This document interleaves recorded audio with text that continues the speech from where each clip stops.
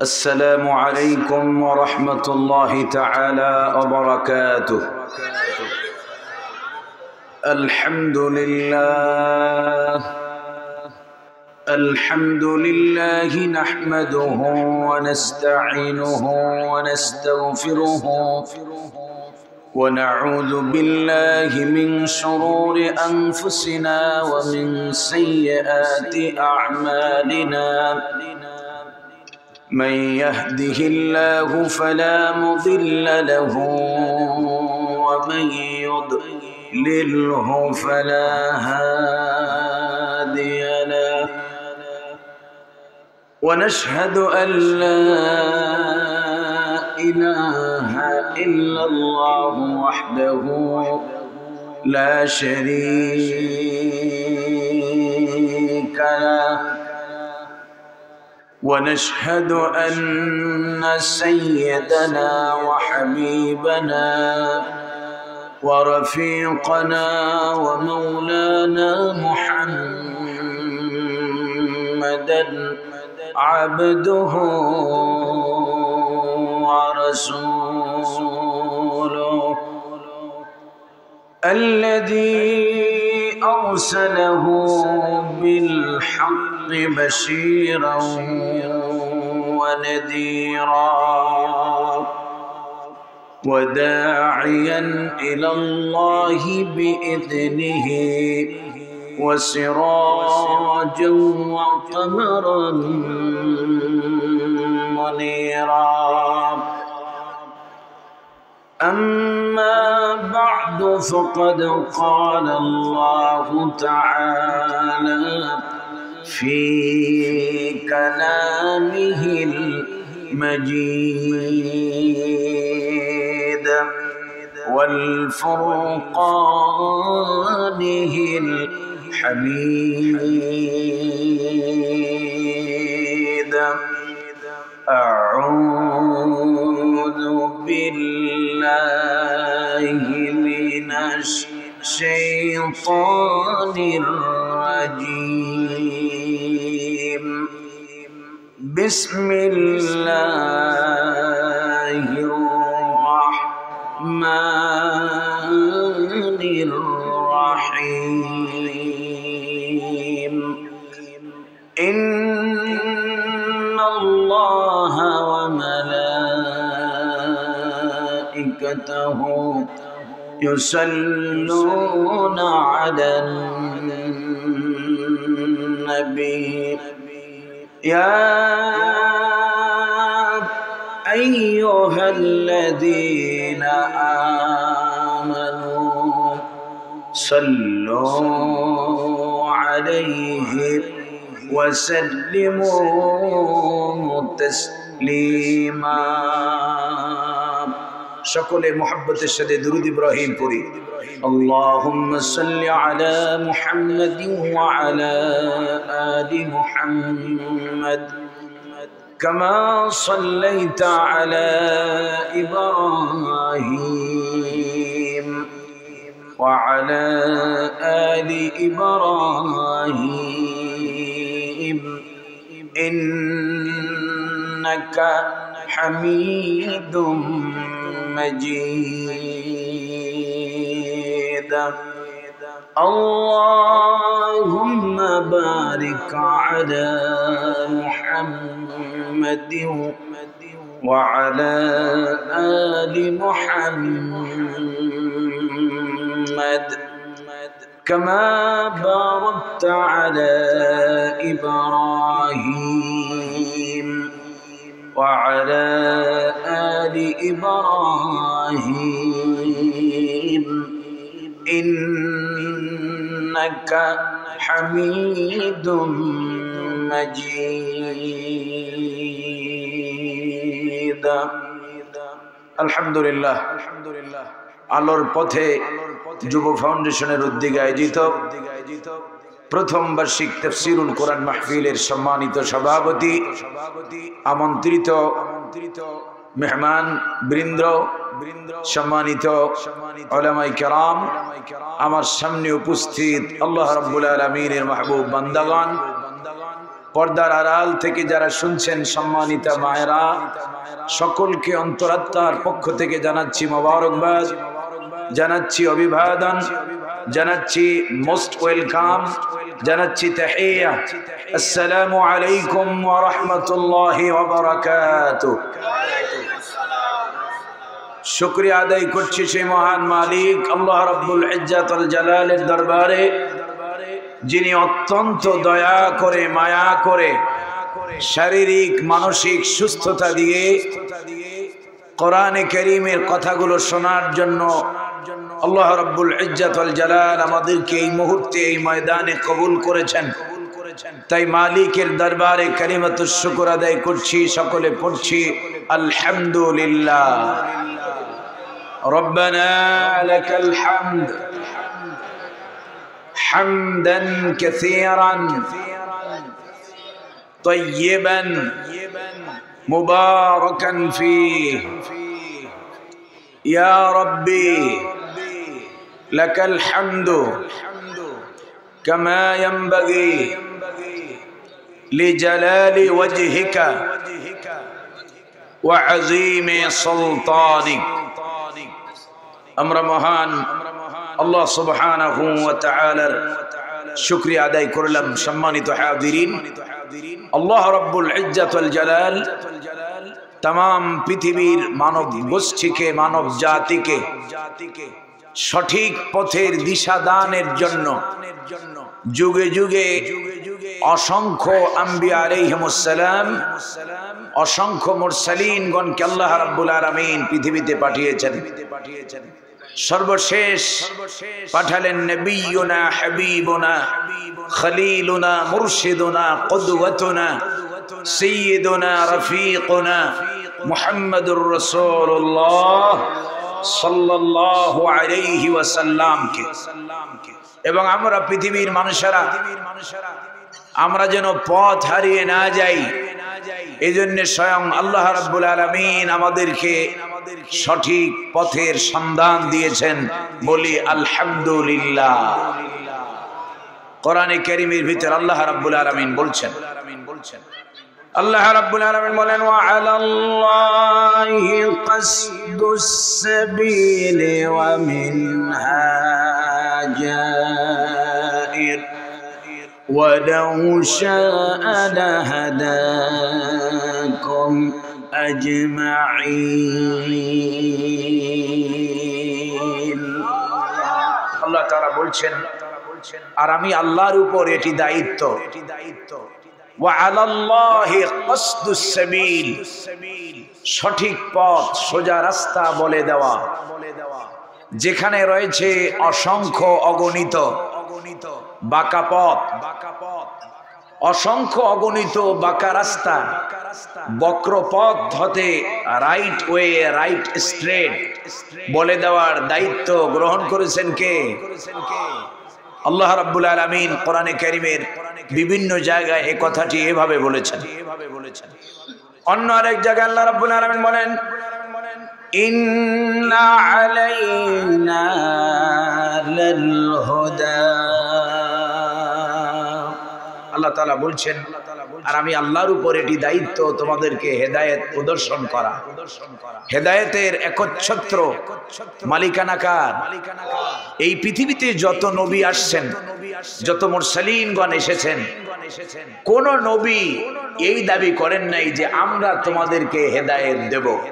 কোন নবী বলেছেন একথা? কারণ হেদায়েতের দায়িত্ব কার? হেদায়েতের একচ্ছত্র চাবিকাঠি কার কাছে? কোন নবীদের হাতেও হেদায়েতের চাবি দেওয়া হয়? যদি দেওয়া হতো, সাইয়েদনা ইব্রাহিম আলাইহিস সালাতু ওয়াস সালাম, তিনি আল্লাহর পয়গম্বর। হযরত ইব্রাহিম আলাইহিস সালামের পিতা আযর,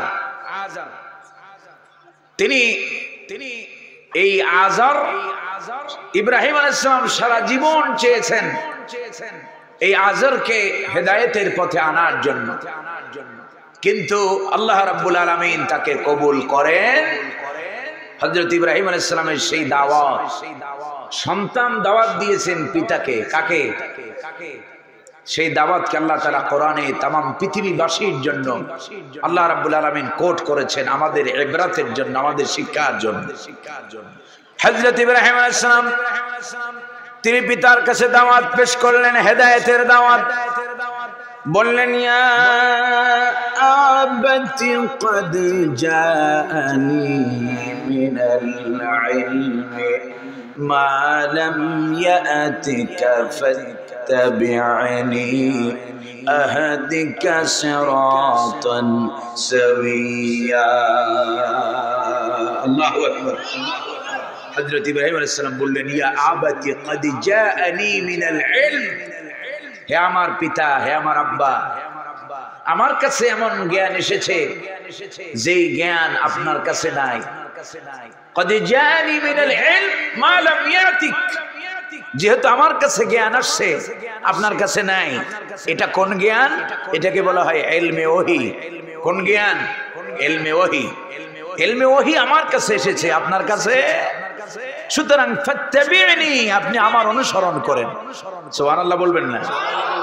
যদি আপনি আমার অনুসরণ করেন, আহদিয়াকা সিরাতান সাওয়্যা, আমি আপনাকে সোজা রাস্তা, রাইট ওয়ে, রাইট স্টেপ, সঠিক পথ আমি আপনারে প্রদর্শন করব। কন্না সুবহানাল্লাহ। কিন্তু হযরত ইব্রাহিম আলাইহিস সালামের পিতা দাওয়াত কবুল করেন, তার মানে হেদায়েতের মালিক কে? এবারে আসেন, বেশি দৃষ্টান্ত দেব। হাত্তা নবিয়ুনা হাবিবুনা খলিলুনা মুরশিদুনা কুদওয়াতুনা সাইয়্যিদুনা রফিকুনা তাবিবুনা ওয়া তাবিবু আরওয়াহিনা মুহাম্মাদুর রাসূলুল্লাহ সাল্লাল্লাহু আলাইহি ওয়াসাল্লাম। তিনি দাওয়াত দিলেন। রাসূলুল্লাহ সাল্লাল্লাহু আলাইহি ওয়াসাল্লাম তার কলিজার টুকরা চাচা, নাম হলো আবু তালেব। নাম কি? আবু তালেব। ইসলাম প্রচারে, ইন্তেশারাত দ্বীন, দ্বীন প্রচারে প্রসারে অমুসলিমদের মধ্য থেকে যিনি বেশি ভূমিকা রেখেছেন তার নাম হলো আবু তালেব। বিশ্বনবী সাল্লাল্লাহু আলাইহি ওয়াসাল্লাম ইন্তেকালের সময় বলছেন, চাচাজি অন্তত পক্ষে একটাবার আমার কর্ণকুহরে শোনায় দেন, লা ইলাহা ইল্লাল্লাহু মুহাম্মাদুর রাসূলুল্লাহ সাল্লাল্লাহু আলাইহি ওয়াসাল্লাম। চাচা বলছেন, ভাতিজা সারা জীবন তোমাকে নিজের জান বাজি রেখে আমি তোমাকে এই তোমার কাজকে আঞ্জাম দেওয়ার জন্য আমি সহযোগিতা করেছি, কিন্তু ইন্তেকালের সময় আমি আমার নাক দিতে চাই না। লোকেরা আমারে নাক কাটা বলবে আমি মারা গেলে পরে। নাক কাটা অর্থ বুঝেন? নাক হলো সম্মানের প্রতীক। আমাদের সমাজে অনেক সময় আছে, আপনাদের দিকে বলে কিনা জানি না, ওই যে অমুকের ছেলে এমন কাজ করছে, বেটার একেবারে নাক কাটা গেছে। তার মানে হলো নাকটা হলো সম্মানের কি প্রতীক। তার মানে তিনি বোঝাতে চাচ্ছেন, সারা জীবন আমি তোমাকে যে সহযোগিতা করেছি, চাচা হিসেবে এটা আমার দায়িত্ব আমি পালন করেছি, কিন্তু ইন্তেকালের সময় এই কাজ যদি আমি করি তাহলে আমার জাতি আমার ব্যাপারে বলবে যে মরছে তো মরছে, মরার সময় মাথাটাও বেঁচে গেছে। সম্মানিত হাজিরিন, মূলত হেদায়েত কার হাতে?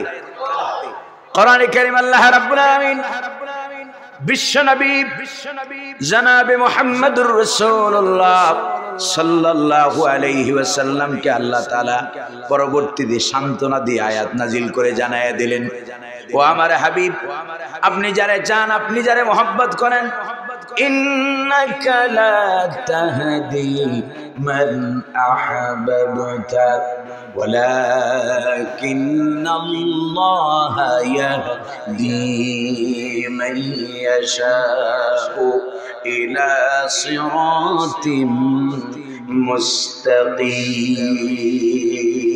আল্লাহু আকবার। ও আমার হাবিব, ইন্নাকা লা তাহদি মান আহবাবতা, আপনি যারে ভালোবাসেন, আপনি যারে মহব্বত করেন, আপনি চাইলেই তারে হেদায়েত দিতে পারবেন, কারণ হেদায়েতের মালিক কে? বরং আমি আল্লাহ। ওয়ালাকিন্নাল্লাহা ইয়াহদি মান ইয়াশা, বরং আমি আল্লাহ যারে চাই তারে হেদায়েতের অমিয় সুধা পান করাইয়া দেই। কন্যা সুবহানাল্লাহ। তো যাই হোক, এই হেদায়েতের মালিকানা কার? আর নবীরা যে এই কাজ করেছেন সেটাকে বলা হয়, আরবিতে বলে ইরাআতুত তারিক। উলামায়ে কেরাম যারা আছেন তারা বুঝবেন, নবীদের দায়িত্বটা ছিল ইরাআতুত তারিক, রাস্তা চিনায়া দেওয়ার দায়িত্ব, রাস্তা দেখায়া দেওয়ার দায়িত্ব। সব নবীরা উম্মাকে রাস্তা দেখিয়েছেন, পথের সন্ধান দিয়েছেন। কোরআনে কারীম আল্লাহ রাব্বুল আলামিন বিশ্বনবী মুহাম্মদুর রাসূলুল্লাহ সাল্লাল্লাহু আলাইহি ওয়াসাল্লামকে সর্বশেষ আমাদের জন্য পাঠালেন, আর তাকে দিলেন কোরআনে কারীমের মতো আযীম একখানা গাইড বুক, আযীম একখানা গাইডলাইন। তিনি যেন কোরআন দিয়ে আমাদের সঠিক রাস্তা চিনাতে পারে। সুবহানাল্লাহ। আল্লাহ রাব্বুল আলামিন বলেন, আলিফ লাম রা কিতাবুন আনজালনাহু ইলাইকা লিতুখরিজান নাসা মিনাল যুলুমাতি ইলান নূর। আল্লাহু আকবার। আল্লাহ তাআলা বলছেন আলিফ লাম রা, এটাকে হুরুফে মুকাত্তাআত বলা হয়। ওয়াল্লাহু আ'লামু বিমুরাদিহি। এই কোরআনে কারীমের ভিতরে এই জাতীয় যত আয়াত আছে, শুরুতে আছে সূরা ফাতিহার পরে আছে আলিফ লাম মিম, আছে না নাই? এরপরে আছে ইয়াসিন, তাহা, আলিফ লাম মিম সাদ, হামিম, আছে না নাই? এই সবগুলোকে এই একটা আয়াতের তাফসীর আপনারা জানেন না, সবাই মুখস্থ করে নেন। এই জাতীয় হরফগুলোকে একত্রে হুরুফে মুকাত্তাআত বলা হয়। কি বলা হয়? হুরুফে মুকাত্তাআত বা বিচ্ছিন্ন হরফ। এর ব্যাখ্যা, বিশ্লেষণ, এর অর্থ, এর ব্যাপারে আল্লাহ রাব্বুল আলামিন ভালো জানেন। তাম পৃথিবীর অধিকাংশ আকসারিন মুফাসসিরিনে কেরাম যে কথাটি লিখেছেন সেটি হলো আল্লাহু আ'লামু বিমুরাদি। এর অর্থ এবং উদ্দেশ্য সম্পর্কে কে ভালো জানেন? এরপর আল্লাহ রাব্বুল আলামিন বলেন, কিতাবুন আনজালনাহু ইলাইকা লিতুখরিজান নাসা মিনাজ যুলুমাতি ইলান নূর। আল্লাহু আকবার। আল্লাহ তাআলা বলছেন এই কিতাব, গোটা কোরআনকে কিতাব বলা হয়েছে। এই কিতাব আমি আপনার প্রতি নাজিল করেছি, অবতীর্ণ করেছি, রিভিল করেছি এই জন্যে যেন আপনি এই কিতাবের মাধ্যমে তাম পৃথিবীর মানব গোষ্ঠীকে লিতুখরিজান নাস। এখানে উলামায়ে কেরাম যারা আছেন তারা বুঝবেন, এখানে যে এই লিতুখরিজান নাস, এই যে এখানে যে আলিফ লাম আছে, এটা হলো জিনস আল ইস্তিগরাক। এই আলিফ লামে কি? জিনস আল ইস্তিগরাক। এই কোরআন শুধু মুসলমানদের জন্য? এই কোরআন কি শুধু মুসলমানদের? আপনারা আমার ভাষা বুঝেন না, কথার জবাব দিবেন। এই কোরআন কি শুধু মুসলমানদের? না, লিতুখরিজান নাস। এই কোরআন for all humanity, for all mankind, for all human being। পৃথিবীতে যারা মানুষ হিসেবে পদবাচ্য হয়, পৃথিবীতে যারা মানুষ হিসেবে পরিচয় দেয়, তাদের সকলের জন্যই আল কোরআন। ঠিক কিনা? পৃথিবীর একমাত্র গ্রন্থ যেটা তাম পৃথিবীর মানব গোষ্ঠীর কল্যাণের জন্য আল্লাহ তাআলা নাজিল করেছেন। কন্যা সুবহানাল্লাহ। আল্লাহ তাআলা বলেন, লিতুখরিজান নাসা মিনাজ যুলুমাতি ইলান নূর। এই কিতাব আপনাকে দিয়েছি এই জন্যে যেন আপনি তাম পৃথিবীর মানব গোষ্ঠীকে, মানব জাতিকে অন্ধকার থেকে, কুসংস্কার থেকে, ইলিটারেসি থেকে, ইগনোরেন্সি থেকে আপনি যেন তাম পৃথিবীর মানব গোষ্ঠীকে বের করে আলোর সন্ধান দিতে পারেন। কন্যা সুবহানাল্লাহ। তাম পৃথিবীর মানব সভ্যতাকে অন্ধকার থেকে বাঁচানোর জন্য আল্লাহ তাআলা আমাদেরকে আলোক বর্তিকা স্বরূপ দিয়েছেন। কি? আল্লাহ তাআলা কোরআন নাজিল করেছেন। সম্মানিত হাজিরিন, এই কোরআনে শুধু মুসলমানদের কথা বলে নাই। এই কোরআন তাম পৃথিবীতে যারা মানুষ বলে পরিচয় দেয়। এই কোরআন এসেছে ফর অল হিউম্যানিটি, তাম মানব গোষ্ঠীর জন্য আল্লাহ তাআলা কোরআন নাজিল করেছেন। কন্যা সুবহানাল্লাহ। আল্লাহ তাআলা বলেন হাযা বায়ানুল লিন্নাস, এটি তামাম পৃথিবীর মানব সভ্যতার জন্য, মানব গোষ্ঠীর জন্য আমি আল্লাহর পক্ষ থেকে বর্ণনা বিশেষ। তিবিয়ানাল লিকুল্লি শাই, এ কোরআনে আছে আপনার আমার জীবনে যা প্রয়োজন, আপনার আমার ব্যক্তি জীবনে, পরিবার জীবনে, সমাজ জীবনে, রাষ্ট্র জীবনে, আন্তর্জাতিক জীবনে যত নিয়ম নীতি, যত আদর্শ, যত কিছু প্রয়োজন, সব কিছুর সমন্বয় করে আল্লাহ তাআলা আমাদেরকে দিয়েছেন কিতাব। সুবহানাল্লাহ। এই কোরআনের মধ্যে আছে আপনার পরিবার কেমনে সাজাবে, স্বামী স্ত্রীর সম্পর্ক কেমন হবে, আছে না নাই? স্ত্রীর সাথে যেমন তেমন ব্যবহার করা যাবে? ভাইরা মা, আল্লাহ তাআলা বলছেন ওয়াশিরু হুন্না বিল মারুফ, তোমরা তোমাদের স্ত্রীদের সাথে ন্যায় সঙ্গত আচরণ করো। সুবহানাল্লাহ বলবেন না? স্ত্রীর সাথে দাসীর আচরণ নয়, স্ত্রীর সাথে উত্তম ব্যবহার করার শিক্ষা দিয়েছেন কে? সন্তান পিতার সাথে কেমন আচরণ করবে, কোরআনে কারীম আল্লাহ রাব্বুল আলামিন স্পষ্ট ভাবে শক্ত হাতে আল্লাহ রাব্বুল আলামিন শক্ত কথা দিয়ে আল্লাহ তাআলা বয়ান করে দিয়েছেন। আল্লাহ তাআলা বলেছেন ওয়াকাদা রাব্বুকা আল্লা তা'বুদু ইল্লা ইয়্যাহু ওয়া বিল ওয়ালিদাইনি ইহসানা। আল্লাহু আকবার। ওয়াকাদা রাব্বুক, তোমার রবের পক্ষ থেকে চূড়ান্ত ফাইনাল ডিসিশন হলো এই। কাদা বলা হয়, আরবিতে কাদা বলে। আপনাদের খারাপ লাগতেছে? খারাপ লাগতেছে কথা? আমি কি আমার নিজের কথা বলতেছি? কার কথা বলতেছি? সুতরাং কোরআন শুনতে ইমানদারদের খারাপ লাগার কথা। খারাপ কেবল তাদের লাগবে যাদের পরিচয় কোরআন দিয়ে দিয়েছে। কি পরিচয় দিয়েছে তাও বলে দেই।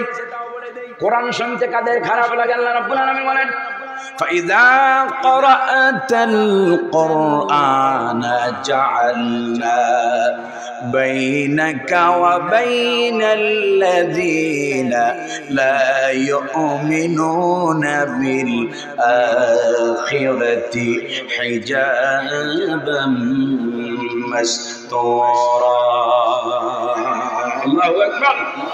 নবী যখন ইদা কারাতাল কোরআন, যখন আপনি কোরআন পড়েন, জাআলনা বাইনাকা ওয়া বাইনাল্লাযীনা লা ইউমিনুনা বিল আখিরাহ, তখন যারা পরকালকে বিশ্বাস করে না, যারা মনে করে দুনিয়ার জীবনটাই তো আসল, এটাই তো খাও দাও ফুর্তি করো, দুনিয়াটা মস্ত বড়, এই সব চিন্তা চেতনায় যারা বিশ্বাস করে, ও নবী তাদের মাঝে আর তোমার মাঝে যাদের ভিতরে সেন্স অফ অ্যাকাউন্টেবিলিটি কাজ করে না, পরকালে আল্লাহর সামনে দাঁড়াইতে হবে, জবাব দিতে হবে, পরকাল আছে, আল্লাহ আছেন, হাসর আছে, মিজান আছে, পুলসিরাত আছে, এটা যারা বিশ্বাস করে না, আমি আল্লাহ তাদের মাঝে আর তোমার মাঝে হিজাব মাস্তুরা, একটা পর্দা আড়াল তৈরি করে দেই, যেই পর্দা, যেই আড়ালের কারণে দুনিয়াতে ওর নাচ গান সিনেমা থিয়েটার সব কিছু মজা লাগে, শুধু মজা লাগে না কোরআন, ঠিক কিনা? আশা করি সেই ধরনের লোক এই নীলফামারীতে নাই। যদি কেউ থাকেও এই মাহফিলে যদি কেউ থাকে, আল্লাহ তাআলা যেন কোরআনের বদৌলতে, কোরআনের বরকতে আল্লাহ যেন তাদেরকে হেদায়েত দিয়ে দেয় বলি আমিন। ভাইরা আমার, আমরা শুনবো কার কথা? আমরা শুনবো কার কথা? আল্লাহর কথার চাইতে শ্রেষ্ঠ কথা আর আছে? আল্লাহর কথার চাইতে উত্তম কথা আর আছে? আল্লাহ রাব্বুল আলামিন নিজে নিজের প্রশংসা করেছেন। আল্লাহ রাব্বুল আলামিন বলেন মান আসদাকু মিনাল্লাহি কিলা। আল্লাহু আকবার। আল্লাহ তাআলা বলছেন মান আসদাকু মিনাল্লাহি কিলা, আমি আল্লাহর চাইতে, আসদাকু ইসমে তাফদীল, আল্লাহ তাআলা বলেন আমি আল্লাহর চাইতে কথায় অধিক সত্যবাদী আর কেউ আছে? ওয়ামান আহসানু মিনাল্লাহি হাদিসা। আল্লাহু আকবার। আল্লাহ তাআলা বলছেন আসদাকু ইসমে তাফদীল, এরপরে বলছেন ওয়ামান আহসানু। আহসানু কোন সিগা? ইসমে তাফদীল। আল্লাহ রাব্বুল আলামিন বলছেন ওয়ামান আহসানু মিনাল্লাহ, আমি আল্লাহর চাইতে সুন্দর কথা আর কেউ বলতে পারে? সবচাইতে সুন্দর কথা কার? সবচাইতে শ্রেষ্ঠ কথা কার? সবচাইতে সত্য কথা কার? আর এই সত্য কথাগুলো যারা বলে তাদেরকেও সার্টিফিকেট দিয়েছেন কে? আল্লাহ রাব্বুল আলামিন বলেন, ওয়ামান আহসানু কাওলাম মিম্মান দাআ ইলাল্লাহি ওয়া আমিলা সালিহান ওয়া ক্বালা ইন্নানি মিনাল মুসলিমিন। আল্লাহু আকবার। আল্লাহ তাআলা বলছেন ওমান আহসানু, দেখেন লক্ষ্য করেন, রবের কথা সবচাইতে উত্তম, সবচাইতে শ্রেষ্ঠ কথা কার? আর আল্লাহর কথাগুলো যারা বলেন তাদের কথাও শ্রেষ্ঠ বলেছেন কে? আল্লাহ তাআলা বলছেন ওমান আহসানু কাওলাম মিম্মান দাআ ইলাল্লাহ, আর তার কথার চাইতে অধিক উত্তম কথা, অধিক সুন্দর কথা আর কার হতে পারে যে মানুষদেরকে আমি আল্লাহর দিকে ডাকে। কার দিকে ডাকে? আমরা কার দিকে ডাকি? আমরা কি নিজেদের দিকে ডাকি? কোন দরবারের দিকে ডাকি? কোন দলের দিকে ডাকি? আমরা ডাকি কার দিকে? আল্লাহর দিকে। আল্লাহ তাআলা বলছেন ওমান আহসানু কাওলাম মিম্মান দাআ ইলাল্লাহ, তার কথার চাইতে উত্তম কথা আর কার হতে পারে যে মানুষদেরকে আমি আল্লাহর দিকে ডাকে। কন্যা সুবহানাল্লাহ। এবারে শুধু ডাকলে হবে না, শুধু ডাকলে হবে না। এই আয়াতের মধ্যে আল্লাহ রাব্বুল আলামিন যারা আল্লাহর দিকে ডাকে তাদের কিছু সিফাত, তাদের কিছু কোয়ালিটি, তাদের কিছু গুণ আল্লাহ তাআলা বয়ান করে দিয়েছেন। শুধু ভালো কথা বললেই হবে না, যারা বক্তা তাদেরকে ভালো কাজের কাজীও হতে হবে, ঠিক কি না? আল্লাহ তাআলা জানায়া দিলেন ওয়া আমিলা সালিহান ওয়া ক্বালা ইন্নানি মিনাল মুসলিমিন। আল্লাহু আকবার। জুমলায় মুতারে যা, এগুলোর কারণে কি আপনারা ডিস্টার্ব ফিল করতেছেন? ভাইরা আমার, একটু কষ্ট হলেও আমি বুঝি আপনাদের অনেকের কষ্ট হয়, খারাপ লাগে, কিন্তু এখানে আছে, এখানে হয়তো 1000 2000 লোক আছে, কিন্তু এই যে এই সিস্টেমগুলোর কারণে আমার এই আলোচনা ছড়িয়ে যাবে দিক দিগন্তময়, ঠিক কিনা? তাম পৃথিবীর বাংলাভাষী, শুধু বাংলাভাষী নয়, আপনারা আশ্চর্য হবেন, ইউরোপে আমেরিকাতেও আলহামদুলিল্লাহ আল্লাহর এই নগণ্য গোলামের তাফসীর গুলো চলে। আলহামদুলিল্লাহ বলবেন না? সম্মানিত হাজির, যখন ফোন আসে আমেরিকা থেকে, ইউরোপ থেকে, বিভিন্ন দেশ থেকে, যখন মধ্যপ্রাচ্যের আমাদের মুসলিম কান্ট্রি এবং অমুসলিম কান্ট্রি থেকে যখন ফোন আসে, অনেক গভীর রাতেও ফোন আসে, কয় হুজুর আপনার তাফসীর শুনি। সম্মানিত হাজিরিন, এই জন্য একটু কষ্ট হলেও আমাদেরকে ধৈর্য ধরতে হবে, ঠিক কিনা? ধৈর্য ধরতে রাজি আছি তো আমরা অনেক সময়। তবে একটুখানি যারা এই মিডিয়া ভাইদেরকে একটু অনুরোধ করবো, আপনারা এসে একটুখানি যেভাবে সুযোগ হয়, যেমন এই যে সিস্টেমটা লাগানোর সিস্টেমটা আপনাদের হয় নাই, আপনারা যা বুঝেন নাই, এই কারণে আল্লাহ তাআলা আমাদেরকে বোঝার তৌফিক দান করেন বলি আমিন। এগুলো খুব সুন্দর করে, সুন্দরভাবে এক জায়গায় একত্রিত করে এমন একটা পয়েন্টে সেট করতে হবে যেন মানুষজন আমাদেরকে দেখতে পায়। কারণ যিনি বক্তব্য দেন, স্পিকার যিনি বক্তা, তাকে যদি যারা সামিঈন, যারা শ্রোতাগণ, শ্রোতা মণ্ডলী যদি দেখতে না পায় তাহলে আকর্ষণ হারিয়ে ফেলে, ঠিক কিনা? সব দিকে লক্ষ্য রাখতে হবে। ইসলামের কাজ করব, তবে সেটা বুঝে শুনে। আল্লাহ আমাদেরকে তৌফিক দান করেন বলি আমিন। তো বলতেছিলাম আল্লাহ রাব্বুল আলামিন বক্তার কি কোয়ালিটি হবে? আল্লাহর দিকে ডাকা উত্তম কাজ।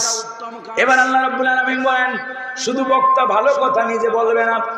যদি শুধু এমন হয় বক্তা শুধু ভালো ভালো উপদেশ দেয়, কিন্তু ব্যক্তি জীবনে বক্তা সাহেবের নিজের ব্যক্তি জীবনে আমল নাই, তাহলে শ্রোতার মধ্যে কোনো আসর করবে না, ঠিক কিনা? যদি শুধু বক্তার ভিতরে যদি আমল না থাকে, তাহলে যারা শুনবে ওই শোনার মধ্যে সীমাবদ্ধ, তারা আমলে জিন্দেগি গঠন করতে পারবে। এই জন্য আল্লাহ রাব্বুল আলামিন ফর্মুলা দিয়েছেন, দেখেন মালিকের সাজানো কত সহজ, মালিক কত সুন্দরভাবে সুচারুরূপে সাজিয়ে দিয়েছেন। যারা আমি আল্লাহর দিকে ডাকবে তাদের অন্যতম চরিত্র হবে, কোয়ালিটি হবে ওয়া আমিলা সালিহান ওয়া ক্বালা ইন্নানি মিনাল মুসলিমিন। নিজেও আমলে সালেহ করতে হবে, নিজেও আমলে সালেহ। আমলে সালেহ মানে তুমি যা বলো সে অনুযায়ী নিজেদেরকে চলতে হবে। আজকে আমাদের দেশে অনেক অনেক বক্তা আলহামদুলিল্লাহ এখন অভাব নেই। এক সময় বক্তা ছিল হাতে গোনা, মাত্র বাংলা টোটাল বাংলাদেশে হাতে গোনা 10-20 জন বক্তা ছিল, ঠিক কিনা? তারা চড়িয়ে বেরিয়েছেন দেশ দেশান্তর। কিন্তু এখন আলহামদুলিল্লাহ এই নীলফামারীতে যে কত বক্তা আছে, অনেক বক্তা আছে, এই উত্তরবঙ্গে অনেক বক্তা আছে, কিন্তু আমাদের মধ্যে, আমাদের বক্তা ভাইদের মধ্যে আমলের খুব ঘাটতি, ঠিক কিনা? ইসলামের কথা আমরা বলি কিন্তু আমরা নিজেরাই ইসলাম ফলো করি, যার কারণে মানুষের মধ্যে আসর পড়ে না। তাফসীর মাহফিল যদি এরকম বছরের পর বছর হয়, জাতির তেমন কোনো ফায়দা হবে না যদি না জাতিকে পরিবর্তন করা না যায়, ঠিক কিনা? সম্মানিত হাজিরিন, তো আমরা নিজেদেরকে পরিবর্তনের নিয়তে ইখলাসের সাথে এখানে যারা বসেছি, ইখলাসের সাথে বসি। আল্লাহ তাআলা বলা তো যায় না, রব্বে কারীমের কোন আয়াতের কোন অংশ আমার কর্ণকুহরের মধ্য দিয়া আমার কলিজার মধ্যে গেঁথে যাবে, ঠিক কিনা? যার বদৌলতে আল্লাহ তাআলা আমাকে হেদায়েত দিয়ে দিবেন, ঠিক কিনা? সম্মানিত হাজিরিন, কোরআনে কারীমের ভিতরে আল্লাহ রাব্বুল আলামিন আরেক জায়গায় বলেছেন, আতা'মুরুনান নাসা বিল বিররি ওয়া তানসাউনা আনফুসাকুম ওয়া আনতুম তাতলুনাল কিতাবা আফালা তা'কিলুন। আল্লাহু আকবার। আতা'মুরুনান নাসা বিল বির, তোমরা কি মানুষদেরকে ভালো কাজের পুণ্যের আদেশ দাও, ওয়া তানসাউনা আনফুসাকুম, আর নিজেরাই সেটা ভুলে যাও, ওয়া আনতুম তাতলুনাল কিতাব, তোমরা কিতাব পড়ো, আফালা তাকিলুন, বুঝো না? মাথায় গেলু নাই? কি পড়ো কি বলো, নিজের ভিতরে সে আমল আছে কিনা? আল্লাহ তাআলা আমাদেরকে আমল করার তৌফিক দান করেন, বলি আমিন। ভাইরা আমার, কোরআন শুনতে খারাপ লাগতেছে আপনাদের? খারাপ লাগে? এই যে দেখেন, আমার এটা অভ্যাস, সব সময়কার অভ্যাস। আমি চেষ্টা করি ফাও কাজে, এই যে একটা পোস্টারে কত নাম থাকে, প্রধান অতিথি, সভাপতি, কত কিছু, এরপরে এখানে দেখলাম প্রায় 100-র উপরে হবে নাম। যদি আমি নাম নিতে যাই তাহলে সময় কি হবে, ওখানে আধা ঘন্টা শেষ। এই জন্য আমি অত ভূমিকা অত বেশি নেই না, সালাম কালাম দিয়ে শুরু করে দেই। এই যে আয়াত, কোরআনের আয়াত শুনতেছেন, মনের ভিতরে গাঁথতেছেন আপনাদের? ভালো লাগতেছে না? ঈমান যদি থাকে তাহলে কোরআন শুনলে ঈমান বাড়তে থাকে, ঠিক কিনা? কারণ আল্লাহ রাব্বুল আলামিন বলেন, وَإِذَا تُلِيَتْ عَلَيْهِمْ آيَاتُهُ زَادَتْهُمْ إِيمَانًا وَعَلَى رَبِّهِمْ يَتَوَكَّلُونَ। আল্লাহু আকবার। ইযা তুলিয়াত আলাইহিম আয়াতুহু, যখন তাদের সামনে আমার আয়াত করা হয়, আমার কোরআন পড়া হয়, যাদাতহুম ঈমানান, তখন ঈমানদারদের ঈমান আরো বেড়ে যায়। কন্না সুবহানাল্লাহ। ইমাম আবু হানিফা রাহমাতুল্লাহ আলাইহি বলেছেন, আল ঈমানু ইয়াজিদু ওয়া ইয়ানকুস, ঈমান বাড়ে আবার কমে। বলে বাড়ে কি দিয়া? যখন আমলে সালেহ করবেন, জিকিরের মজলিসে, কোরআনের মজলিসে, তালিমের মজলিসে, মসজিদে যতক্ষণ থাকবেন। ভাই হুজুর, মসজিদে যতক্ষণ থাকি মনটা এত ভালো লাগে, মসজিদ থেকে যখন বাইরে চলে যাই মনটা আবার আগের জায়গায় চলে আসে, ঠিক কিনা? মাহফিলে ওয়াজ শুনতে এত মজা লাগে। অনেক মানুষ আছে দেখবেন এমনি ঘুম ধরে না, আপনার রিল্যাক্সিং, এরপরে কত ধরনের ঔষধ সেন্ট্রিজিং খাইলো, কোনো কিছু খাইলো, ঘুম হয় না, কিন্তু মসজিদে যাইয়া ঘুম পড়ে, আছে না? পিলারের লগে ডেলান দিয়া দিয়া ঘুম পড়ে, এরপরে মাহফিলে আইসা ঘুমের ভিতরে ঘুমে কাতর হয়ে যায়। এর কারণ হলো মাহফিলের মঞ্চে, মাহফিলের ময়দানে, মসজিদের ভিতরে রহমত নাজিল করেন কে? এই যে আপনারা এখানে বসে আছেন, আমাদের আইন শৃঙ্খলা বাহিনী, তারা নিরাপত্তার জন্য, দুনিয়াবী নিরাপত্তার জন্য আশেপাশে থাকলেও থাকতে পারে, না থাকলেও না থাকতে পারে, কিন্তু আল্লাহ রাব্বুল আলামিনের গোলামেরা আল্লাহর কোরআন শুনতে আসছে, আল্লাহ তাআলা আকাশ থেকে হাজার হাজার নিরাপত্তা কর্মী পাঠিয়ে দিয়েছে, ঠিক কিনা? আল্লাহ তাআলার পক্ষ থেকে রহমত নাজিল হচ্ছে এবং আল্লাহর পক্ষ থেকে নিরাপত্তার জন্য ফেরেশতা আল্লাহ তাআলা পাঠাচ্ছেন, ঠিক কিনা? যতক্ষণ কোরআনের তাফসীর হবে ততক্ষণ আল্লাহর রহমত নাজিল হইতেই থাকবে, ঠিক কিনা? আর আমরাও আল্লাহর রহমত নিতে প্রস্তুত, ঠিক কিনা? কেউ কি চলে যাবেন আপনারা? তাফসীর এখনো শুরু হয়নি, এখনই শুরু হবে। তো যাই হোক ভাইরা আমার, আল্লাহ রাব্বুল আলামিন কোরআনে কারীম দিয়া পৃথিবীর মানব গোষ্ঠীকে, মানব জাতিকে সঠিক পথের সন্ধান দিয়েছেন, বলি আলহামদুলিল্লাহ। এখানে তাফসীর মাহফিল শুনতে আপনারা আসছেন, আমি সব সময় এই কষ্টটা দেই আপনাদেরকে। আমি লজ্জাও বলতে পারি, লজ্জা দেই না, তবে এইটা এখানে লজ্জা দেই এই কারণে, যদি একটুখানি লজ্জা পাইয়া যদি আপনার ভিতরে একটু যদি শিক্ষা আসে। আচ্ছা, তাফসীর শুনতে আসছেন, কোরআন শরীফ যারা পড়তে পারেন না, সহিহ শুদ্ধ করে পড়তে পারেন না, তারা আল্লাহরে একটুখানি লজ্জা শরমের হাতটা একটু দেখান। আল্লাহ কবুল করলেও করতে পারে যে এরা কোরআন শিখবে। কারা কারা কোরআন শরীফ পড়তে পারেন না, হাতটা দেখতে চাই। হাতটা দেখেন। আপনি হাত দেখাচ্ছেন কারে? হাত দেখাইতেছেন কারে? আল্লাহ বিনয় নিয়ে, নম্রতা নিয়ে তোমার হাত দেখাইছে। এদের কোরআন না শিখে তুমি মৃত্যু দিও না, বলি আমিন। ভাইরা আমার, এবার হাত নামান, হাত নামান। এবারে আসেন, আপনারা আসছেন তাফসীর শুনতে। কি শুনতে?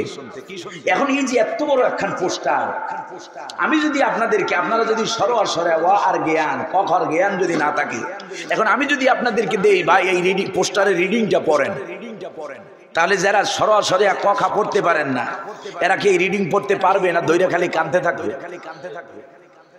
ভাইরা আমার, এবারে আসেন, তাফসীর তো অনেক পরের বিষয়, অনেক পরের বিষয়। কোরআনে কারীম আমরা পড়তে পারি না, কোরআন শরীফ সহি করে পড়তে পারি না। আচ্ছা, কোরআন শরীফ সহি করে পড়া এটা নফল না সুন্নত? মাশাআল্লাহ, আপনারা তো খুব ভালো বুঝেন, নীলফামারীর মানুষ, ভালো জ্ঞানী মানুষ। আলহামদুলিল্লাহ রাব্বিল আলামিন। কোরআনে কারীম শিক্ষা করা উম্মতে মুসলিমার উপরে শুধু ফরজ নয়, ফরজে আইন, ঠিক কি না? সব ফরজের আগের ফরজ, সব ফরজের। নামাজ পড়েন অনেক বছরের পর বছর, 60 বছর 70 বছর যাদের বয়স হয়েছে, 70 বছর যাদের বয়স হয়েছে, কিন্তু কোরআন শরীফ শেখেন নাই। আচ্ছা, আপনি বলেন তো, আপনি 60 বছর 70 বছর ধরে নামাজ পড়তেছেন, সহিহ তেলাওয়াত ছাড়া আপনার নামাজ কি আল্লাহর কাছে পৌঁছবে? কারণ সালাত কবুলের পূর্ব শর্ত কি? আল কিরাআ আস-সহিহা, কিরাত সহিহ হতে হবে, ঠিক কি না? কিরাত যদি গলত থাকে, সালাতের তেলাওয়াত যদি গলত হয়, নামাজ আল্লাহ পর্যন্ত পৌঁছবে? ভাইরা আমার, এই জন্য ইসলামে দেখেন আপনারা, আমরা তো চর্চা করি না, জ্ঞান গবেষণা করি না। কোরআনে কারীম নাজিল করতে গিয়ে আল্লাহ রাব্বুল আলামিন প্রথম শব্দ চয়ন কি করলেন? প্রথম শব্দটা আল্লাহ তাআলা বলতে পারলেন না, কুল লা ইলাহা ইল্লাল্লাহ। আল্লাহ বললেন না আকিমিস সালাহ, আল্লাহ বললেন না আতুজ যাকাত, আল্লাহ বললেন না হজ্জি, হজ করো, বলছেন এগুলা? তাহলে প্রথম মানবতার কল্যাণের জন্য, welfare of humanity, welfare of mankind, welfare of human being, তাম পৃথিবীর মানব গোষ্ঠীর, মানব জাতির কল্যাণ কিসে হবে তা কে জানেন? তাম পৃথিবীর মানব জাতির কল্যাণ কিসে?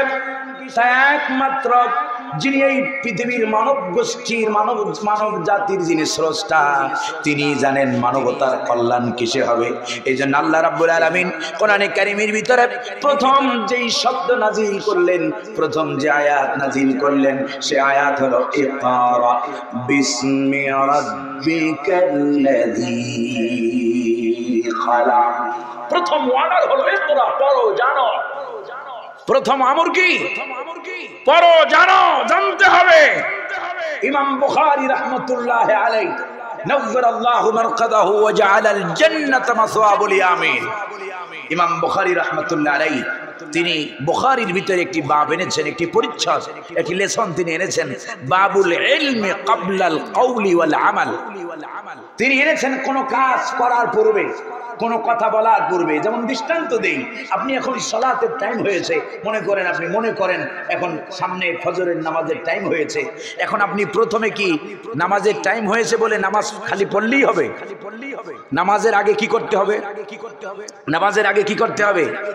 কারণ হলো আল ওযু মিফতাহুস সালাহ, আল ওযু, ওযু হলো নামাজের ঢোকার চাবি। কারণ নামাজের মধ্যে ওযু ছাড়া ঢোকা যাবে। আপনি তাহলে ওযু, আচ্ছা এবারে জানেন, তাহলে ওযু করতে হবে এই কথাটা জানার পরে, ওযু কি শুধু হাত মুখ চোখ কান ধুইলি হবে নাকি? অনেকের ধারণা এমন, আহারে কপাল পোড়া জাতি, ওযুর ফরজটা আমরা জানি না। একজনে জিজ্ঞেস করা হলো, ভাই ওজুর খরচ কয়টা? কয় হুজুর আপনি কি মনে করছেন আমি জানি না? ওজুর খরচ তো 17টা। কয়টা? কয় 17টা। কয় কি কি? কয় চোখ দোয়া, কান দোয়া, নাক দোয়া, এরপরে আপনার মুখ দোয়া, ঠোঁট দোয়া, দাঁত দোয়া। তো কইতে কইতে মোটামুটি 18-19টা কয়ে ফেলেছে। কয় ভাই বললেন তো 17টা, বললে তো ফেলেছেন 18-19টা। কয় হুজুর জানি আরো কই না আপনাকে ভয়তে। এই হলো আমাদের ইসলামের অবস্থা, এই হলো আমাদের জ্ঞানের অবস্থা, ঠিক কিনা সম্মানিত হাজিরিন? তো যাই হোক, তাহলে আপনি সালাতের পূর্বে আপনাকে অজু করতে হবে। এখন অজু শুধু হাত আর মুখ ধুইলেই হবে না, অজুর ভিতরে ফরজ আছে না নাই, সুন্নাত আছে না নাই, মুস্তাহাব আছে না নাই। তাহলে এই ইলম অর্জন করাটা কি? তাহলে নামাজের পূর্বে অজুর জ্ঞান অর্জন করা কি? অজুর পূর্বে অজুর ফরজ, ওয়াজিব, সুন্নাত, মুস্তাহাব দ্বারা কি ফরজ। এই জন্য ইমাম বুখারী বাব এনেছেন, বাবুল ইলমি ক্বাবলাল কওলি ওয়াল আমাল।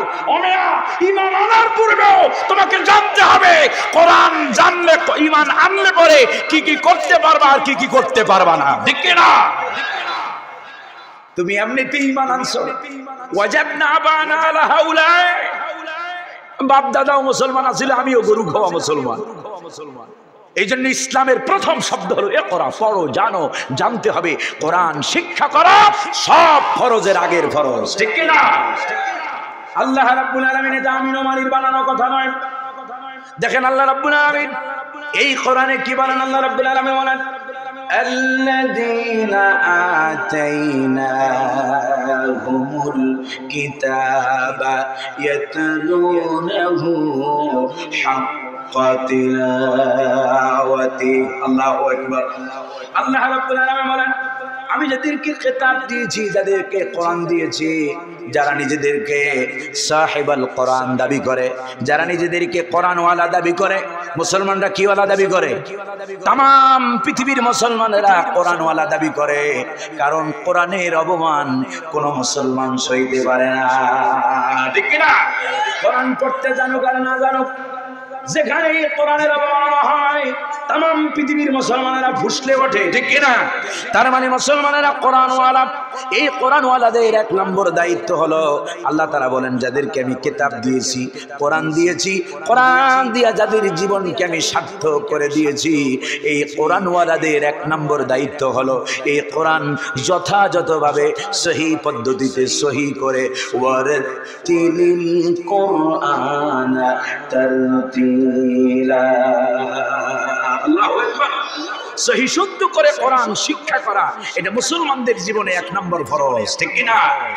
দুই নম্বর, সম্মানিত হাজিরিন, আমি এই ভূমিকায় এই কথাগুলো বলি, তিনটে কথা, মূল কথা বলবো ভূমিকায়। এই তিনটা কথা বলে আমি মূল তাফসিরে চলে যাব। তাহলে এক নম্বর, মুসলমানদেরকে আল্লাহর কোরআন শিক্ষা করা, এটা মুসলমানদের উপরে কি শুধু ফরজ নয়, ফরজে আইন।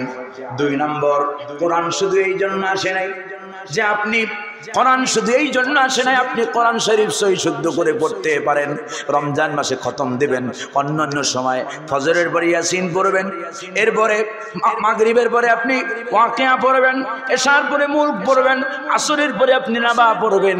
হ্যাঁ, এগুলো তো পড়বেন বটেই, তবে শুধু রিডিং পড়ে পড়ে সব কামানোর জন্যই আল্লাহ রাব্বুল আলামিন, this is not main purpose, এটাই কোরআন নাজিলের মুখ্য উদ্দেশ্য নয়, ঠিক কিনা?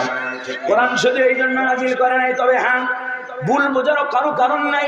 পৃথিবীতে কোরআন এমন একটা গ্রন্থ, এমন একটা কিতাব, যেই কিতাব পড়লে পরে প্রতিটি অক্ষরের, যদি কেউ রিডিং পড়ে, প্রতিটি অক্ষরের বদৌলতে যদি কেউ রিডিং পড়ে, অথবা এই যে আমি পড়ছি আপনারা শুনতেছেন, কেউ যদি পড়ে আর শোনে, তাদের প্রতিটি অক্ষরের বদৌলতে 10-10টা নেকি লিখে দেন কে? সম্মানিত হাজিরিন, কিন্তু this is not main purpose, এটাই মূল উদ্দেশ্য নয়। তাহলে কোরআন নাজিলের মূল উদ্দেশ্য কি? কোরআন নাজিলের এক নম্বর, কোরআনের প্রতি মুসলমানদের দায়িত্ব বলেছে কোরআন শিখতে হবে সহি শুদ্ধ করে, বিশুদ্ধ তেলাওয়াত শেখা যেমন ফরজ। দুই নম্বরে, কোরআন বোঝাটাও মুসলমানদের উপরে ফরজ করেছেন কে? কোরআন বোঝা মুসলমানদের উপরে ফরজ করেছেন কে? সবাই কিন্তু জবাব দেয় নাই। কোরআন বোঝাটা ফরজ না নফল? ফরজ। শুধু ফরজ না, এটাও ফরজ আইন। এটাও কি কোরআন। আপনি যদি না বোঝেন, এটা হলো প্রেসক্রিপশন, ডাক্তারের দেওয়া কি। আমাদের এই সমাজটা অসুস্থ সমাজ, তাম পৃথিবীটা অসুস্থ, মানবতা অসুস্থ, সব অসুস্থ। এই অসুস্থতাকে চিকিৎসা করার জন্য আল্লাহ রাব্বুল আলামিন, সুস্থ করার জন্য আল্লাহ রাব্বুল আলামিন হচ্ছেন মহান ডাক্তার হয়ে প্রেসক্রিপশন দিলেন কোরআন। সেই কোরআন আপনি যদি শুধু সুরেলা কণ্ঠে শুধু যদি তেলাওয়াত করেন, তাহলে আপনার রোগ ভালো হবে না, ঠিক কি না? এই জন্য 2 নম্বরে কোরআন বোঝা লাগবে। আল্লাহ রাব্বুল আলামিন কোরআন বোঝাকে লক্ষ্য করে আল্লাহ রাব্বুল আলামিন বলেন, আফালা ইয়াতাদাব্বারুনাল কুরআনা ওয়ালাউ কানা মিন ইনদি গায়রিল্লাহ লাওয়াজাদু ফীহি ইখতিলাফান কাসীরা। আল্লাহু আকবার। আল্লাহ তাআলা বলছেন, আফালা ইয়াতাদাব্বারুনাল কুরআন, আফালা ইয়াতাফাক্কারুনাল কুরআন। Why they cannot research the Holy Quran? কেন তারা কোরআন গবেষণা করে না? কেন তারা কোরআন বোঝে না? আজকে আমাদের সমাজে এক শ্রেণী মনে করে যে কোরআন বোঝা এটা আমাদের কাজ নয়, কোরআন এটা মোল্লা মাওলানারা বুঝবে, হুজুররা বুঝবে, আমরা কোরআন বুঝতে যাবো কেন? ভাইরা আমার, কিন্তু কোরআনে কারীম এটা আমাদের ব্যর্থতা, আমাদের আলেমদের ব্যর্থতা। এক শ্রেণীর তথাকথিত ধর্মের অসাধু ব্যবসায়ীরা তারা চিন্তা করে পাবলিক যদি কোরআন বোঝে তাহলে তো আমাদের কাছে আসবে না। ভাইরা আমার, সাহাবায়ে কেরাম কোরআন বুঝতেন না বোঝেন নাই? ঈমান এনেছেন, রাসূলুল্লাহ কোরআন শিখিয়েছেন, পাশাপাশি আল্লাহর হাবিব সাল্লাল্লাহু আলাইহি ওয়াসাল্লাম প্রত্যেকটা সাহাবীকে কোরআন বোঝার ব্যবস্থা করে দিয়েছেন, ঠিক কি না? আজ সাক্ষী দেয় আহলে সুফফা, যারা মক্কা মদিনায় গিয়েছেন, যারা মদিনায় যারা জিয়ারতে গিয়েছেন, বিশ্বনবী জনাবি মুহাম্মদুর রাসূলুল্লাহ সাল্লাল্লাহু আলাইহি ওয়াসাল্লামের রওজার পাশে আপনারা দেখবেন নিচু জমি থেকে, মসজিদের নিচু জমি থেকে একটুখানি উঁচুতে মনে হবে যেন একটা বিশাল আকৃতির একটা খাট, বিশাল আকৃতির একটা উঁচু জায়গা। ওই জায়গাটা হলো আহলে সুফফার সদস্যদের জায়গা। ওইটা হলো পৃথিবীর অন্যতম একটা জামিয়া, পৃথিবীর অন্যতম একটা বৃহৎ বিশ্ববিদ্যালয়। ওখানে বসে সাহাবায়ে কেরাম, আবু হুরায়রা রাদিয়াল্লাহু তাআলা আনহুর মতো সাহাবীরা রাসূলের কাছ থেকে কোরআন শিখেছেন, কোরআন বুঝেছেন, ঠিক কি না? ভাইরা আমার, একজন সাহাবী বানানোর সঙ্গে সঙ্গে বিশ্বনবী জনাবি মুহাম্মদুর রাসূলুল্লাহ সাল্লাল্লাহু আলাইহি ওয়াসাল্লাম সেই সাহাবীকে কোরআন বোঝার ব্যবস্থা করেছেন, কোরআনের জন্য তার জন্য শিক্ষক নিয়োগ করেছেন। কোরআন যখনই বোঝা হয়ে গেছে, রাসূলুল্লাহ দাওয়াতের দায়িত্ব দিয়ে পাঠায়া দিয়েছে, ঠিক কি না? আয়াত নাযিল হয়েছে, ফালাউলা নাফারা মিন কুল্লি ফিরকাতিন মিনহুম তাইফাতুন লিয়াতাফাক্কাহু ফিদ-দীন। আল্লাহু আকবার। তাদের মধ্য থেকে একটা দল কেন বের হয় না, যারা দ্বীনের ফকিহ, দ্বীনের বুঝ নিয়ে আসবে, এরপরে যখন ফিরে আসবে, ইযা রাজাউ ইলাইহিম, যখন তাদের কাছে ফিরবে তখন তারা জাতিকে সতর্ক করবে। কন্যা সুবহানাল্লাহ। তাহলে 2 নম্বর কোরআনের প্রতি দায়িত্ব হলো আল্লাহর কোরআন আমাদের মুসলমানদের বোঝা লাগবে।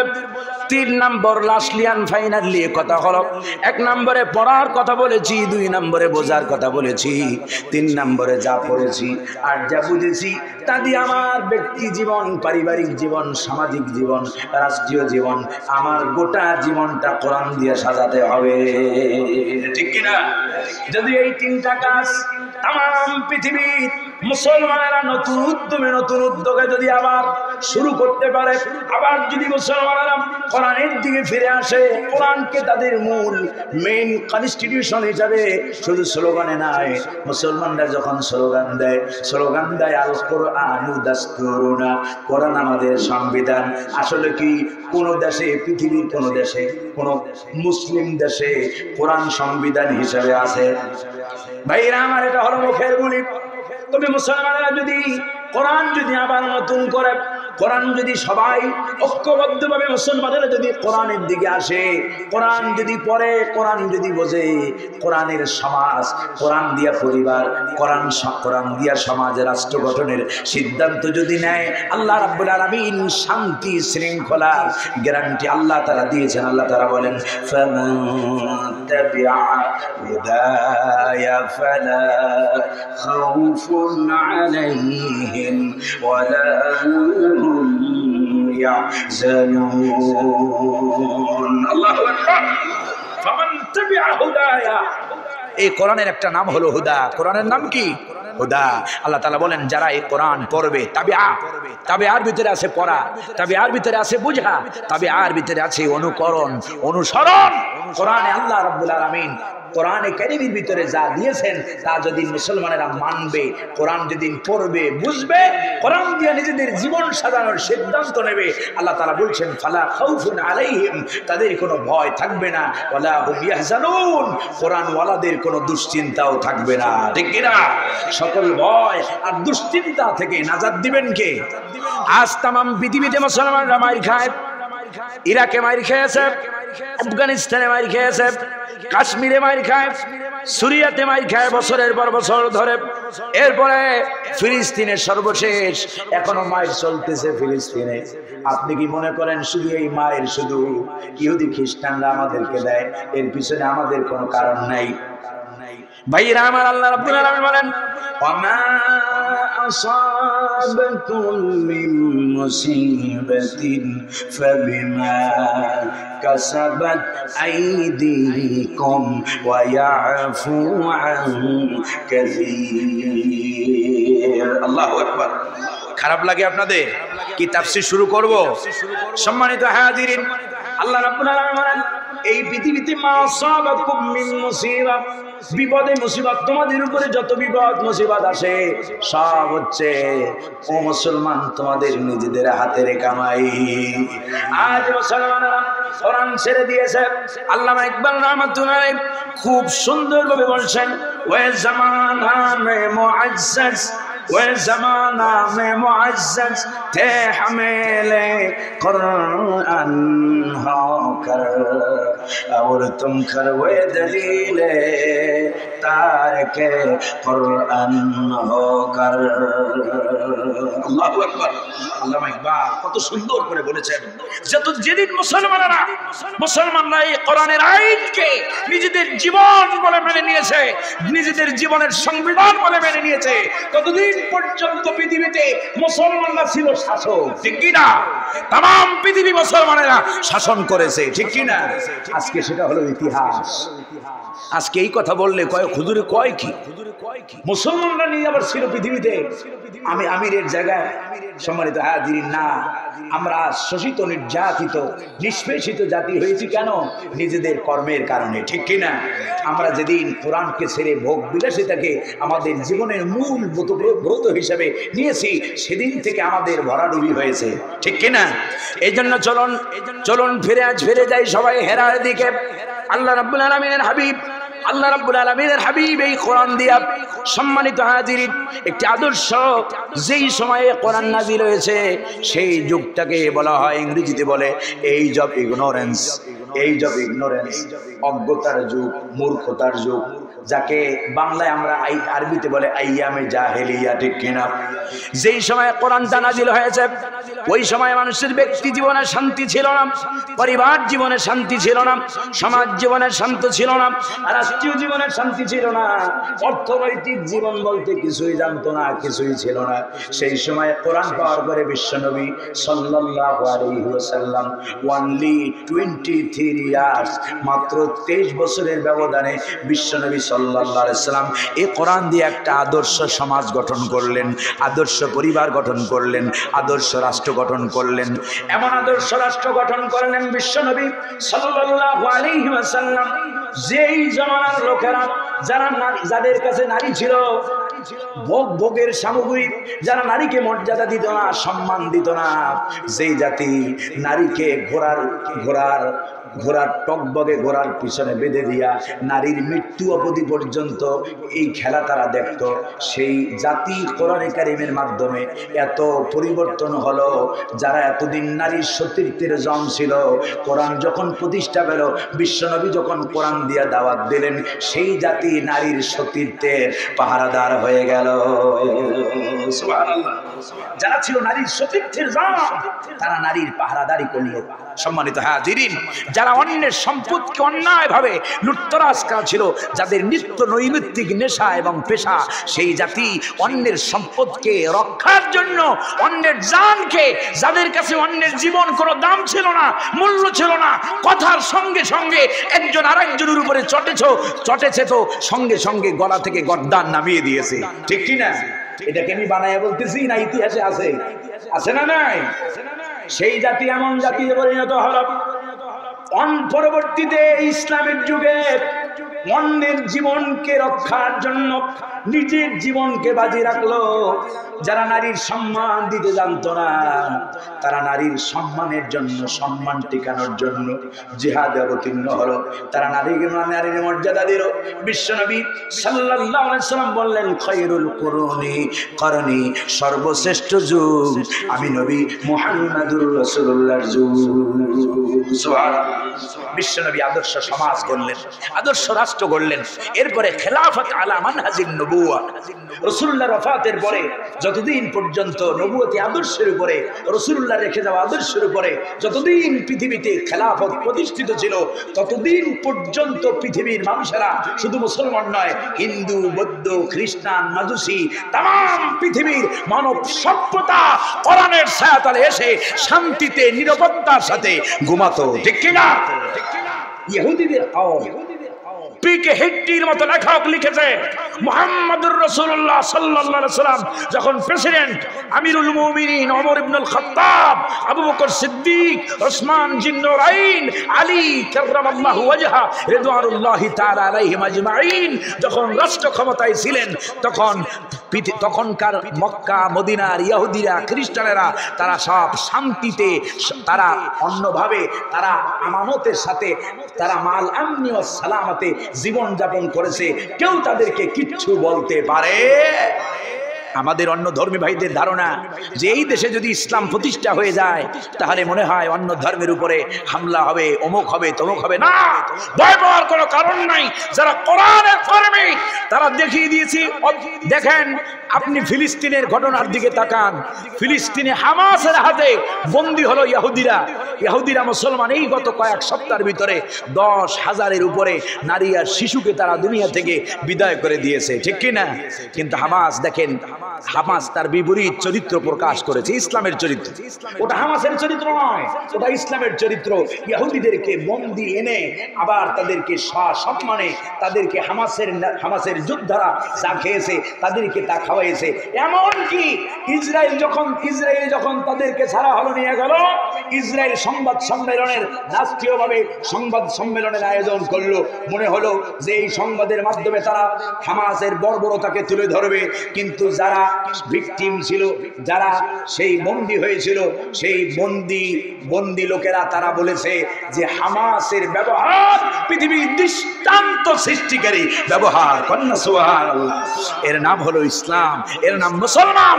মুসলমানদের হাতে যদি কেউ আসে, নারী হোক, পুরুষ হোক, অন্য ধর্মের হোক, তারা সবাই শান্তিতে নিরাপত্তায় থাকবে। ঠিক না? নিজের ঘরের মতো আপন ঘরের ভিতরে যেমন নিরাপত্তা ভোগ করে, ইসলামী সমাজ প্রতিষ্ঠা হলে তাম পৃথিবীর অন্য ধর্মের লোকেরা তেমনি শান্তি নিরাপত্তা ভোগ করবে। ঠিক কিনা? এইটা হলো ইসলামের শিক্ষা, এটা হলো ইসলামের আদর্শ। যারা মনে করে, আমাদের সমাজে যারা মনে করে জঙ্গিবাদী স্টাইলে একটা বোম ফোটাইয়া ইসলাম কায়েম করে ফেলাবে, এরা হলো অসভ্য, এরা মানবতার দুশমন। ঠিক কিনা? ইসলাম চরম পন্থাকে কখনো স্বীকার করে না। ঠিক কিনা? ইসলামের চরম পন্থা নাই। ইসলামে আছে ভালোবাসা, মহব্বত। রাসূলুল্লাহ সাল্লাল্লাহু আলাইহি ওয়াসাল্লাম বলেছেন, আদ-দীনু আন-নাসিহা। আল্লাহু আকবার। বিশ্বনবী সাল্লাল্লাহু আলাইহি ওয়াসাল্লাম ভালোবাসা দিয়ে ইসলাম জয় করছে। দেখেন না, মক্কার লোকেরা কত জ্বালান জ্বালাইছে। মক্কা যেদিন বিজয় হলো, বিশ্বনবী সাল্লাল্লাহু আলাইহি ওয়াসাল্লাম বক্তব্য দিলেন। আজ ইতিহাসের পাতায় স্মরণাক্ষরে রাসূলুল্লাহর সেই বক্তব্য, কালজয়ী বক্তব্য লিপিবদ্ধ আছে। রাসূলুল্লাহ বললেন, মান দাখালা ফি দারি আবি সুফিয়ান ফাহুয়া আমিনুন, মান আল্লাকা বাবাহু ফাহুয়া আমিনুন। যে ব্যক্তি আবু সুফিয়ানের ঘরে ঢুকবে সে নিরাপত্তা লাভ করবে, তার উপরে হামলা করা যাবে না।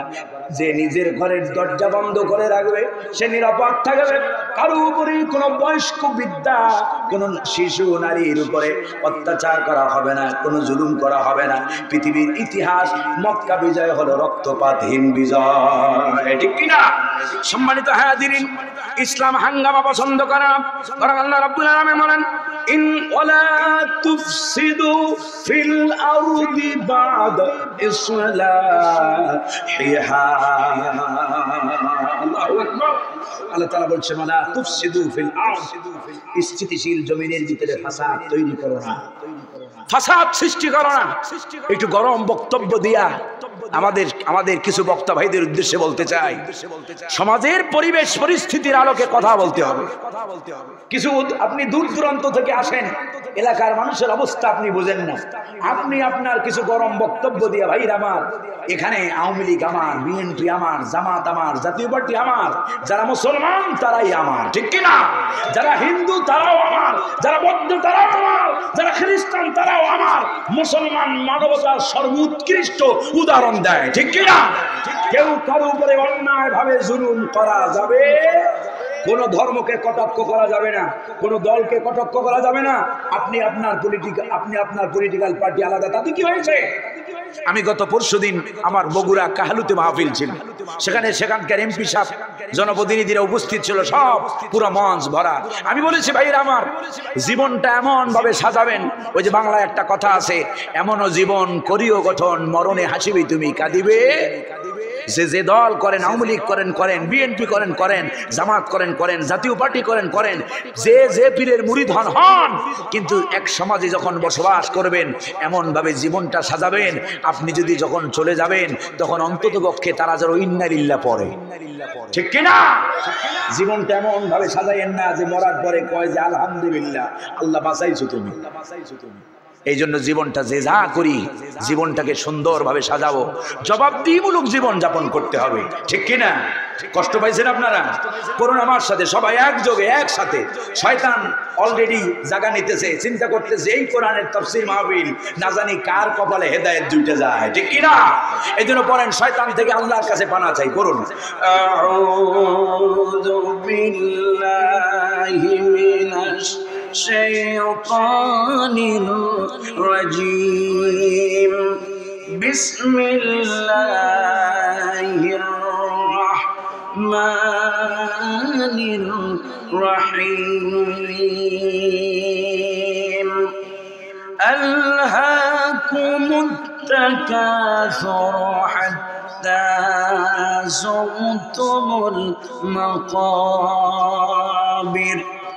كلا سوف تعلمون ثم كلا سوف تعلمون كلا لو تعلمون علم اليقين لترون الجحيم ثم لترونها عين اليقين ثم لتسألن يومئذ عن النعيم.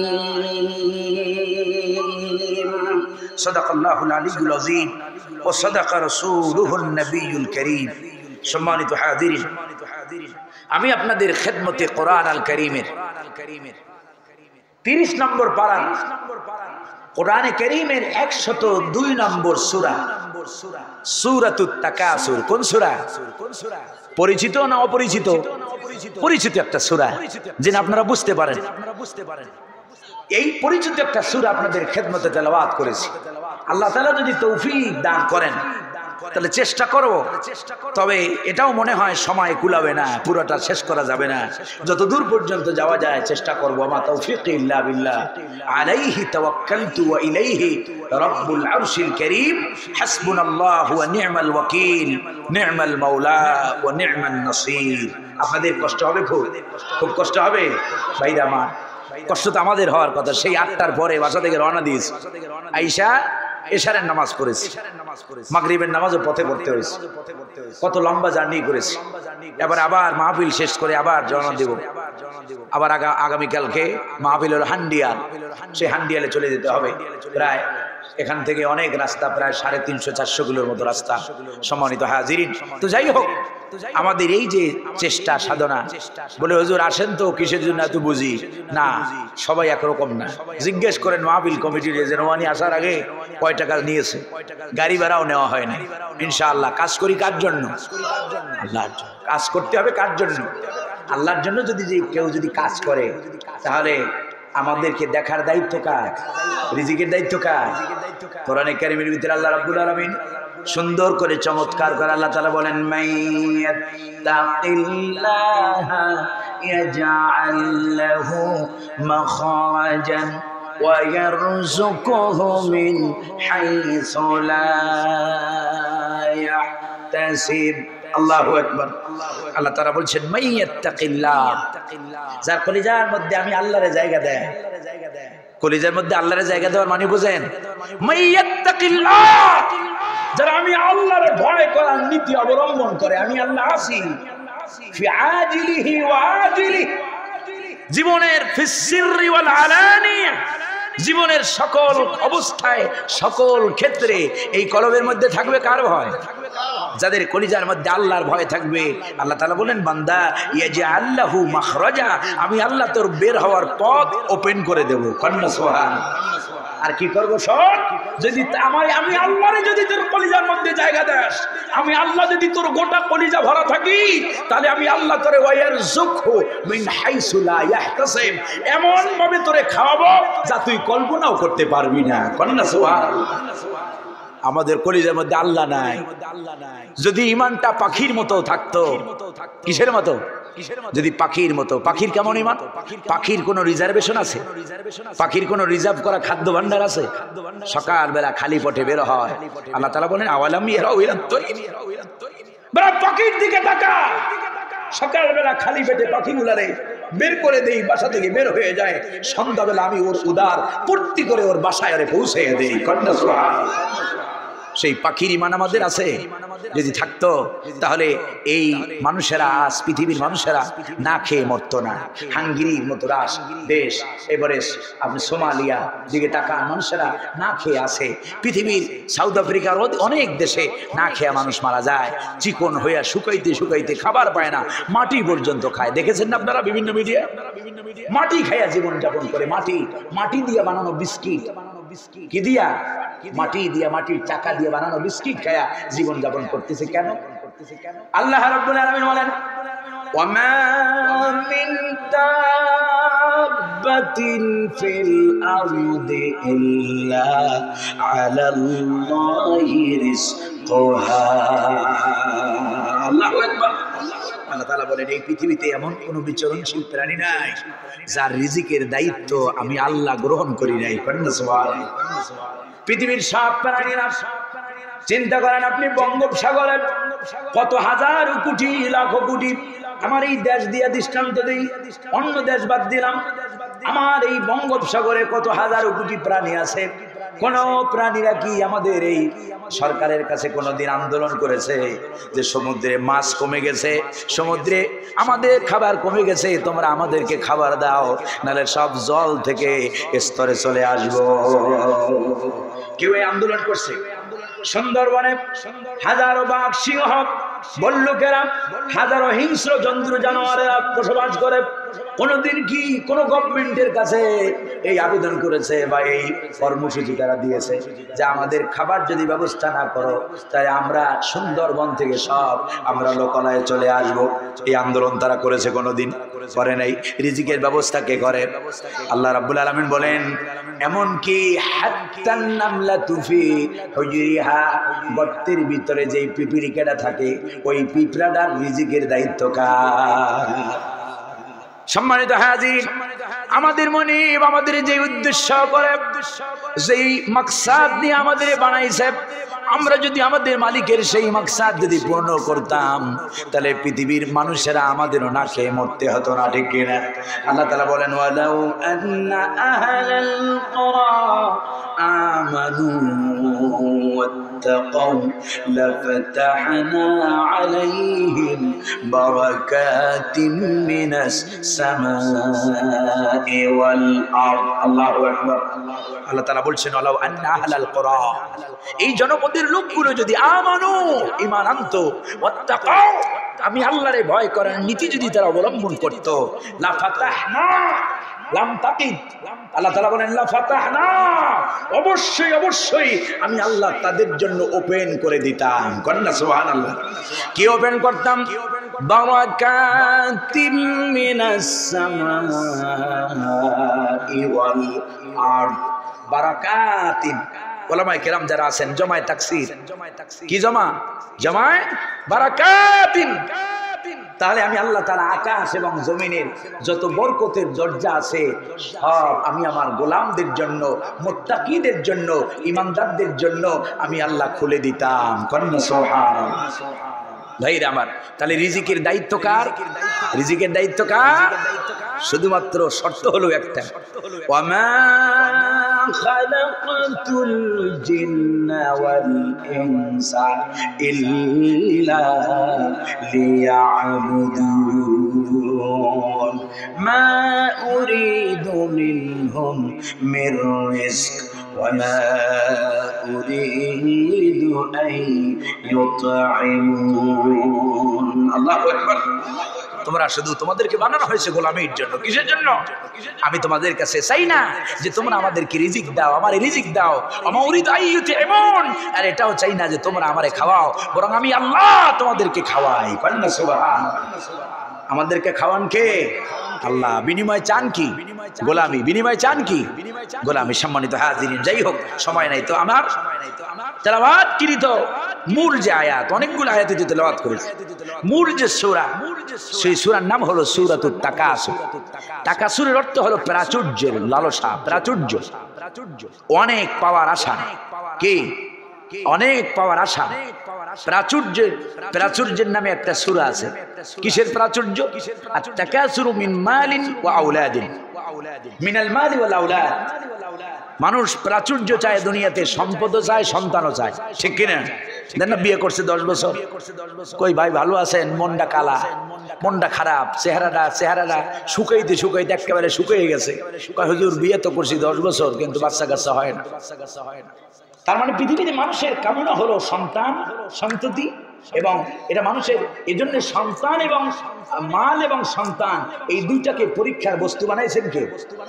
আল্লাহ রাব্বুল আলামিন বলেন ইন্না আওলাদুকুম ওয়া আমওয়ালুকুম ফিতনা।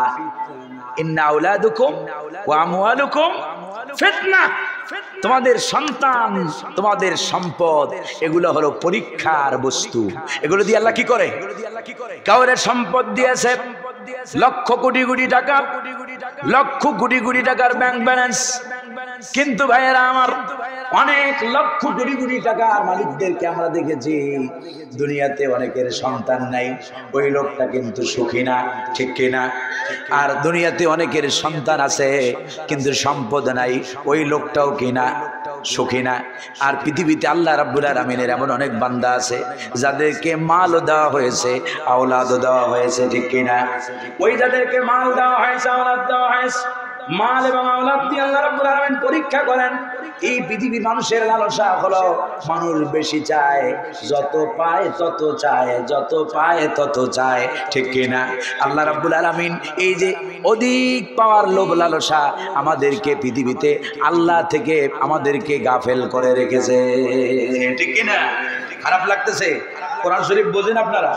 বাংলা কথা তো বুঝতেছেন, শোনেন, মনোযোগ দিয়া শোনেন। ইনশাআল্লাহ না বুঝলেও প্রতিটি অক্ষরের বদৌলতে 10-10টা নেকি এই মাহফিলে আইছেন, একেবারে খালি পকেটে যাওয়া লাগবে না, কিছু একটা লয়ে যাইতে পারবেন। সেটা কি?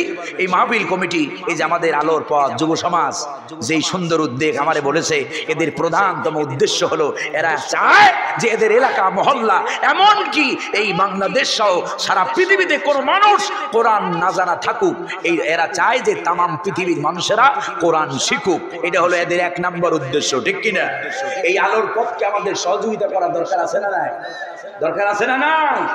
আজকে এলাকার চেয়ারম্যান সাহেব এখানে আছেন, এইরকম চেয়ারম্যান আমি খুব কম দেখছি।